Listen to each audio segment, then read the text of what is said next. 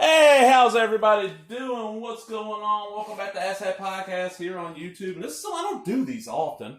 It's a children's book. I mean, elementary school age. It's aimed at probably 3rd, 4th, 5th, 6th graders, you know. And I read this when it came out. I'm pretty sure I'll check the year in a minute. This is 13 Ways to Sink a Sub by Jamie Gilson. This was not the first book in this series I read. Not the first book from this lady. Hold on. Give me 2 seconds and I'll be right back. I will show you, because I've done a video on this other one, and I haven't put it up yet. The first book I read from her, and it was not this edition, but it had the same cover. 4B Goes Wild. Back in the day, my little elementary school, Orange Lake Elementary, which you can look it up on YouTube, and there is a urban explorer going through the school, because the school got closed years back. There's no trespassing signs, so people go look around in it, and he did that, and he's an asshole walking around with a gun. Oh. And then he came back when the school burned down, But they had the Scholastic Book Fair 2 to 3 times a year because it did that well. And I was in 4th grade and saw 4B Goes Wild. I'm like, oh, I'll buy this. And read it I got it on like a Friday, read it that night, read it again on Saturday, and loved it. Found out because the way they were talking in it, and something in the back let me know that this was the book came before. So I'm like, oh, I want to find that. Within a few months, I'm at a used bookstore over, probably in Biloxi or Gulfport. I'm with my mom and grandma. We both read.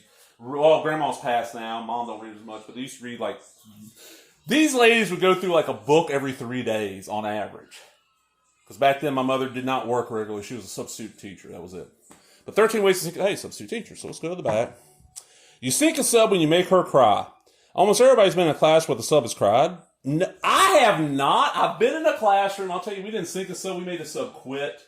When I was in 7th grade at Magnolia Elementary, our first period class, which was science with Miss Soche, I'm going to throw names out there to this too. I don't remember the sub's name.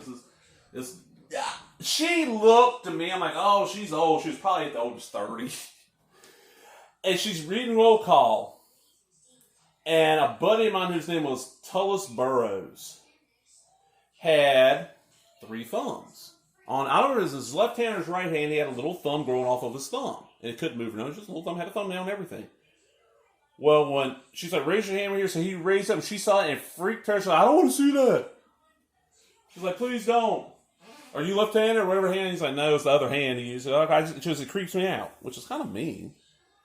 He started messing with her and just messing with her. Finally, she got fed up, grabbed the grade book and walked out, went to the office, dropped the grade book on the secretary's desk, and walked out the front door and quit. So we didn't sink it, so we just made the sub quit.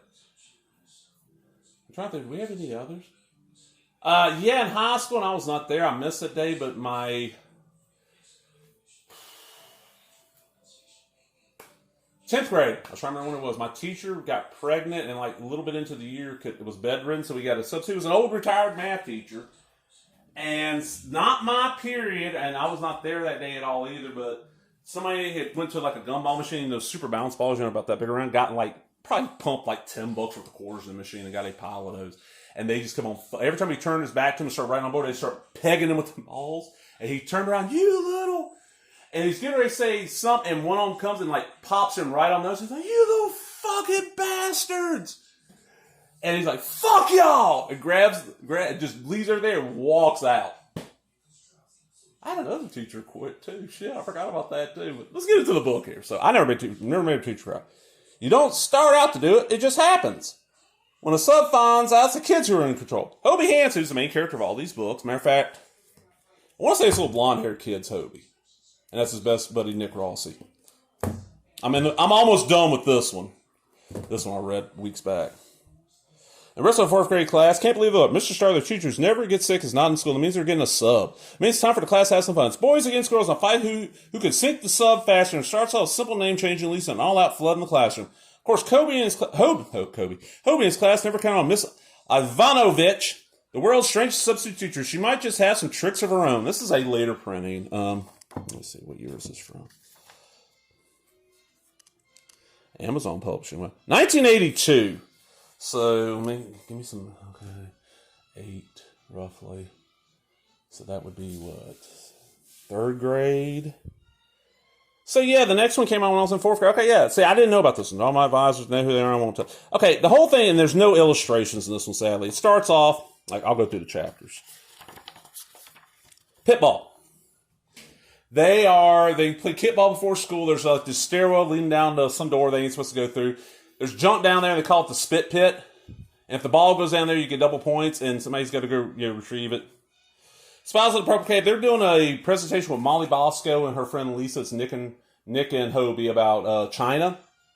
And they're hiding underneath this tablecloth. The Ting Tang shows the rest of the presentation. Svetlana Ivanovich, that's her substitute teacher the next day, who is just, you can tell it's her first time subbing for a class. And like I said, the kids play pranks. I'm trying to think of something. Like Molly and Lisa change names. You're not supposed to rat anybody out. What else do they do? They flat drop books. One kid pretends to be Japanese and pretends like he doesn't speak English at all while he's building paper airplanes to mess with them. And like they all come up with ideas of stuff to do the next day, but they're trying to do it that day. And like Molly's keeping score on the chalkboard and all this shit. Just fun little kids book that I had a blast reading back then and getting it newer copy. But I want the old version I had as a kid. It's got a cover similar to this, because this one, as you'll see, has these really, like that, really good illustrations in almost every chapter. Let me see. Yeah, see? You get to see the kids. And there's more. There's a handful more books in this run, because after the second one, there is it Hobie Hanson, You're Weird. Then there's Double Dog Dare. Then there's Hobie Hanson, Hero of the Mall. Then there's two more that I have that I've not read yet that are like later ones, because Hobie Hanson, You're Weird was the last one in this run I read. That was the third. Last one. No. No, Double Dog Dare. I read the first four when they were kind of new. Because by the time like Hobie Hanson, You're Weird came out, I was in like 6th grade. Then Double Dog Dare, I was in junior high, but my mom was still working in my old elementary school running the book fair. So she'd bring the thing, is there anything you want? Y'all grab it for you at school tomorrow. And I was, oh yeah, I like these books. And this woman's written other books. But yeah, if you enjoy it, and it's 80s era, there's nothing in any of these I read that to my eyes would have to be changed nowadays. Because it's changing in the way people look at stuff and think.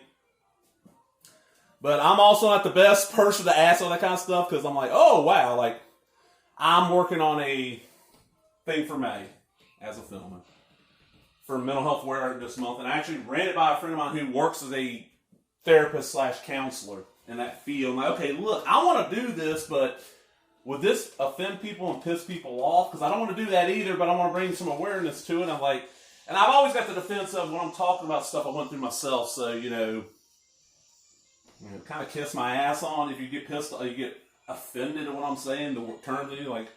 The example is I asked him, I was like, would calling myself the bipolar brawler piss anybody or be like considered offensive? I was like, I don't know, I'm an older person now. My wife's like, no, Mississippi, you're fairly cool with that. He goes, maybe in some other states, but yeah, he goes, I don't see nothing wrong with it. But, there's nothing in these. They're cheap. I found all of them so far cheap on Amazon. Sometimes paying more for shipping, like that 4B Goes Wild, which is a library edition, so it's a nice, good balance. Got to go upstairs. This thing was like $3 to ship and only $1 to buy. This was, a couple bucks ship. But y'all know me, I love to read, so I'm out. Hope you enjoyed that. Remember, if you did, give me a thumbs up, leave a comment, subscribe, all the other bullshit. Talk to everybody later. Bye-bye.